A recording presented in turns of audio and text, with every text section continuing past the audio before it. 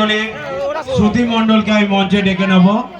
এরপরে আমাদের মিউজিশিয়ানদের ব্যালেন্সের ব্যাপার রয়েছে, ওনারা মিনিট 10 টাইম নেব আপনাদের কাছ থেকে, ওনারা মিউজিকটা রেডি করে রাখবে।